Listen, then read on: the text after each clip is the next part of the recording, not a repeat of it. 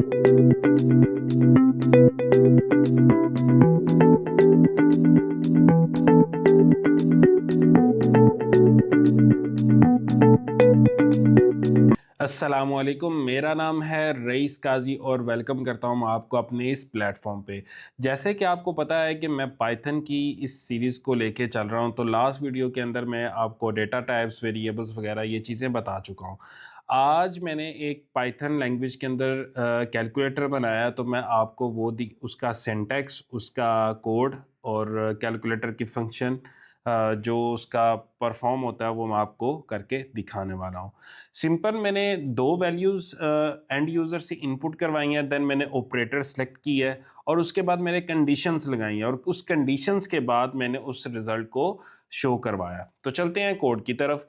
सबसे पहले मैंने नंबर 1, ठीक है, मैंने यूज़र एंड से नंबर 1 की वैल्यू इनपुट करवाई है, फिर दूसरा नंबर का जो था उसकी वैल्यू इनपुट करवाई है और देन मैंने उसके बाद ऑपरेटर सेलेक्ट किया। नॉर्मली आप जब भी प्लस कर रहे होते हैं, number 1 plus number 2 plus number 3 number 4 मतलब आप इस तरह आप सारी अपनी एडिशंस की वैल्यूज़ को परफॉर्म कर रहे हो। तो सेम एज़ इट इज़ मैंने यहाँ पे 2 वैल्यूज़ का इनपुट करवा रहा हूँ। अब अगर एक इनपुट करवा रहा हूँ, ठीक है, यहाँ पे 2 वैल्यूज़ इनपुट होगी, वो भी यूज़र एंड अपनी मर्ज़ी से कोई भी वैल्यू इनपुट करेगा और यहाँ पे 2 वैल्यूज़ इनपुट करने के बाद वो अपना क्या करना चाह रहा है, प्लस करना चाह रहा है, माइनस करना चाह रहा है, मल्टीप्लिकेशन करना चाह रहा है, तो यहाँ पे अपना ऑपरेटर सेलेक्ट करेगा। देन इफ अगर उसका प्लस का ऑपरेटर है, तो मैं यहाँ पे इफ अगर, ठीक है, पाइथन के अंदर इतना इजी है। अगर आप इंग्लिश में बात कर रहे हैं तो आप अगर इफ बोलते हैं तो same as it is Python भी उसको अंडरस्टैंड करता है। तो मैंने यहाँ पे इफ की कंडीशन रखी है, इफ ऑपरेटर, ये वाला ऑपरेटर या ऑपरेटर इक्वल्स टू प्लस होगा तो वो क्या करेगा, आउटपुट करवा देगा नंबर 1 प्लस नंबर 2 की वैल्यू को आउटपुट करवा देगा।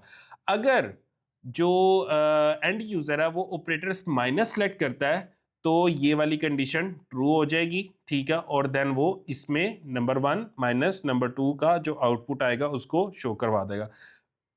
सेम एज इट इज यहाँ पे ऑपरेटर वो कंडीशन ट्रू होती है in scenario of multiplication. User select करता है तो वो नंबर 1 को मल्टीप्लाई बाय नंबर 2 की वैल्यू के साथ मल्टीप्लाई कर देगा, देन उसका आउटपुट शो करवा देगा।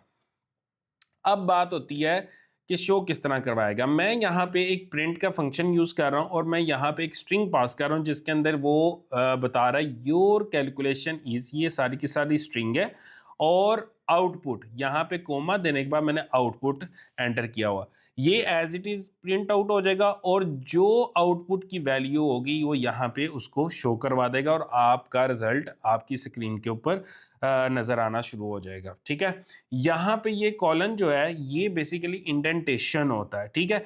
इंडेंटेशन इसी तरह ही है कि अगर ये वैल्यू, मैं आपको बताता हूँ, अगर इफ ऑपरेटर प्लस यहाँ तक ये वैल्यू ट्रू होती है तो देन वो नेक्स्ट लाइन में जाएगा और यहाँ पे आउटपुट आपको आपका नंबर 1 माइनस नंबर 2 की जो वैल्यू आएगी वो आउटपुट के वेरिएबल में स्टोर होगी, देन यहाँ पे ये आउटपुट उसको शो करवाएगा।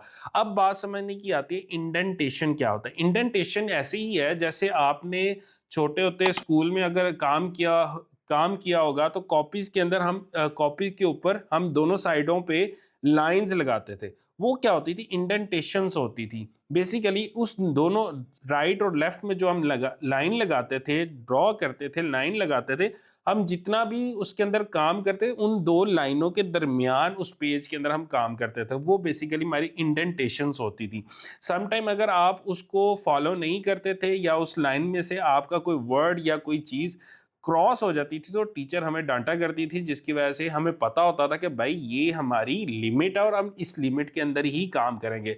सेम एज इट इज़ हमारे पाइथन के कोड के अंदर भी ये वाला जो है ये इंडेंटेशन को रिप्रेजेंट करता है और ये इस कोड के अंदर ही हमने इसको करना है। अगर इसके अंदर कुछ गलत होगा तो सिंटैक्स एरर आ जाएगा, आपका कोड प्रॉपर रन नहीं होगा, इस वजह से इंडेंटेशन को फॉलो करना बहुत ज़रूरी है। चले अब यहाँ पे देखिए मैं इंडेंटेशन को आपको थोड़ा सा और एक्सप्लेन करता हूँ। If operator is equal two plus, ठीक है, यहाँ पे कॉलन, अगर ये यहाँ पे आके प्लस हो जाता है, देन ये नेक्स्ट लाइन में जाएगा, और जब इंडेंटेशन आती है तो ये इसका मतलब होता है 4 दफ़ा स्पेसिस, 1 2 3 4, फिर हमारा आउटपुट लिखा जाता है। ठीक है, अगर इसकी स्पेस में 3 या 2 का डिफरेंस आएगा तो हमारा इंडेंटेशन एरर होगा और हमारा कोड नहीं सही से परफॉर्म होगा और आपका कोड रन नहीं होगा। तो बेसिकली ये आपको समझाने के लिए था इंडेंटेशन क्या होता है। तो ये आपको समझ आ गई होगी। चलते हैं नेक्स्ट, इसका टर्मिनल ओपन करते हैं। न्यू टर्मिनल में जाऊंगा, तो अगर आपका यहाँ पे ये आपको दिखा रहे थे करंट लोकेशन में आप यहाँ पे खड़े हुए हैं। मेरा कोड बेसिकली कैलकुलेटर में पड़ा हुआ है। कहाँ पे पड़ा हुआ है ये देखें। दिस पीसी में जाऊंगा, डी ड्राइव में जाऊंगा, मेरा यहाँ पे डेवऑप्स वर्क का फोल्डर है, उसके अंदर कैलकुलेटर का फोल्डर है। कैलकुलेटर के अंदर मेरा ये फर्स्ट डॉट पी वाई का क्या पड़ा हुआ है, मेरा कोड लिखा हुआ पड़ा हुआ है। तो मुझे यहां पे जाना, तो सिंपल क्या करूंगा, D D semicolon enter, C D, किस में जाना है, डी ड्राइव में आ चुका हूं। अब मैंने किस में जाना है, डेव ऑप्स वर्क के अंदर। ठीक है,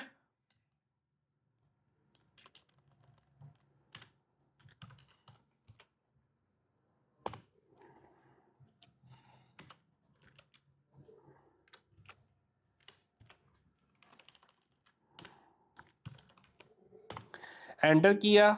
अब मैंने किस में जाना है, सी डी कैलकुलेटर में। ठीक है, एंटर करूंगा। अब मैं वहां पे खड़ा हूं जहां पे मेरा पाइथन का कोड लिखा हुआ है। आप पाइथन का कोड किस तरह लिख सकते हैं, आप यहाँ पे एक्सप्लोर करें तो यहाँ पे ओपन फोल्डर भी आप कर सकते हैं। ठीक है, ओपन फोल्डर में जाके आप यहाँ पे फोल्डर क्रिएट भी कर सकते हैं और वहाँ पे आप अपना कोड भी लिख सकते हैं, और वहाँ पे जाने के बाद आप वहाँ पे फाइल भी क्रिएट कर सकते हैं। ठीक है, तो ऑलरेडी मैंने क्रिएट कर ली हुई है। तो मैं अपना यहाँ पे, मैंने कहाँ पे फाइल क्रिएट किया है, कैलकुलेटर के फोल्डर के अंदर फर्स्ट डॉट पी वाई के नाम से।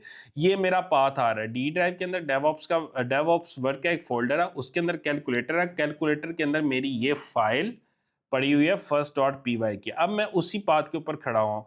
तो ये आपने मेक श्योर करना है, जहां पे भी आप काम कर रहे हैं वहीं पे आपने अपना टर्मिनल ओपन करना है। अदरवाइज आपका सिंटैक्स या जो आपका कोड है वो प्रॉपर परफॉर्म नहीं होगा, आपको आउटपुट प्रॉपर नहीं मिलेगी। अब मैं फर्स्ट डॉट ये है Python first dot P Y, enter करूंगा तो यहाँ पे मेरे से वो पूछ रहा है एंटर नंबर 1। मैं नंबर 1 क्या इनपुट करता हूँ, 555। ठीक है, एंटर कर दिया। नंबर 2, अब मेरे से नंबर 2 वैल्यू कह रहा है कि भाई और कौन सी वैल्यू है। नंबर 2 मैं उसको बताता हूँ 55, वो भी एंटर कर देता हूँ।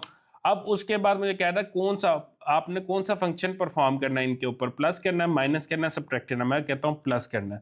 मैं एंटर करूंगा तो ये मेरे पास उसने रिजल्ट दे दिया, योर कैलकुलेशन इज 110.0। ठीक है, क्योंकि मैंने वैल्यूज का जो डेटा टाइप है वो मैंने फ्लोट रखा हुआ था, जिसकी वजह से उसने मुझे 110.0 का आउटपुट दे दिया है। इतना सिंपल है कैलकुलेटर बनाना। तो आई होप सो मेरा आपको ये फर्स्ट कोड बहुत अच्छा लगा होगा। तो आप भी इसको सीखें, लर्न करें, और देन मुझे भी इसका फीडबैक ज़रूर दीजिएगा कि आपको कैसा लगा ये कोड।